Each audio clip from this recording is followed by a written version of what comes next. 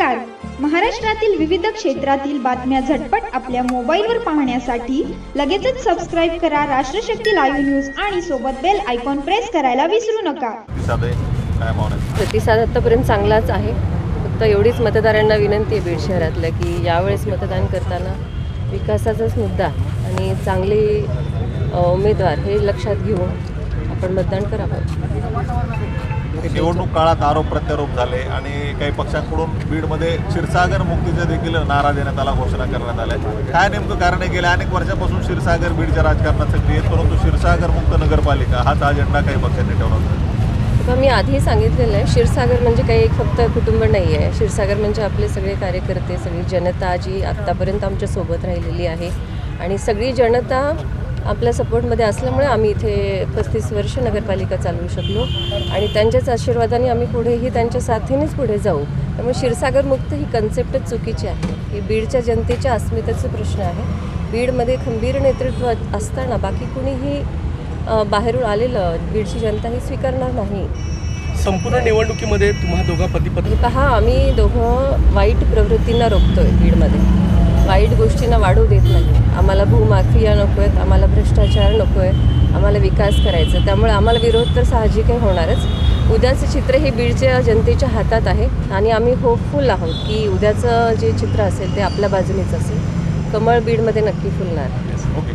कमळी सुरू होती, आज मतदानाचा हक्क तुम्ही बजावला, मतदार देखील मतदान करतात. हो, शांततेत सकाळपासून मतदान बीड शहरात चालू आहे आणि काल राज्याचे मुख्यमंत्री आदरणीय देवेंद्रजी फडणवीस साहेब हे बीडमध्ये होते आणि अनेक विकासाच्या मुद्द्यावर आम्ही त्यांच्याशी चर्चा केली, मागण्या केल्या.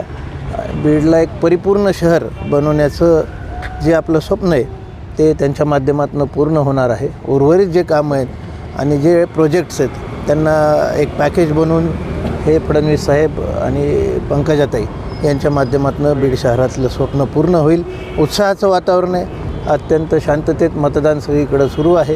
कुठं मशीन्सचं 1-2 जागी बंद पडल्यात वगैरे अशा तक्रारी होत्या, पण ते पण सगळं सुरळीत आहे. या मतदानाच्या आदल्या दिवशी 2 राष्ट्रवादीचं देखील समोर आलेले आहेत. राष्ट्रवादीच्या अजित पवार गटाकडून हा सगळा प्रकार सुरू हे असे काही गोष्टी कानावर आल्या होत्या, पण तसा जो प्रशासन आहे, आयोग आणि पोलीस प्रशासन ह्या दोन्हीकडे आम्ही तशा संदर्भातल्या तक्रारी केल्या आणि योग्य ती कारवाई झालेली तिथे. बोगस आधार कार्ड काय नेमकं असं प्रकार?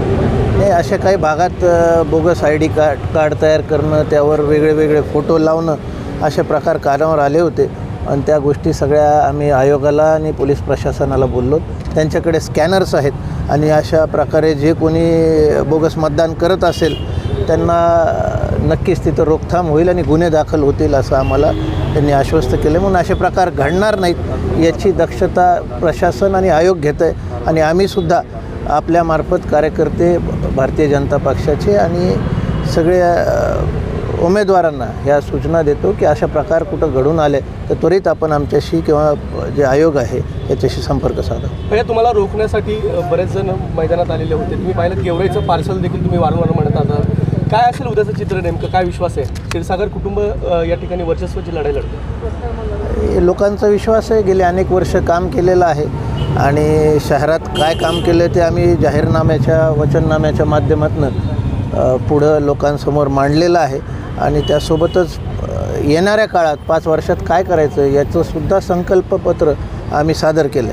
मला वाटत नाही इतर कुठल्या पक्षांनी अशा प्रकारचा वचननामा जाहीरनामा सादर केला. त्यांना शहराची माहिती नाही आहे. बाहेरचे लोक आलेले हे स्वतःच्या स्वार्थापोटी काही ना काही प्राप्तीसाठी इथे येण्याचा प्रयत्न करतात.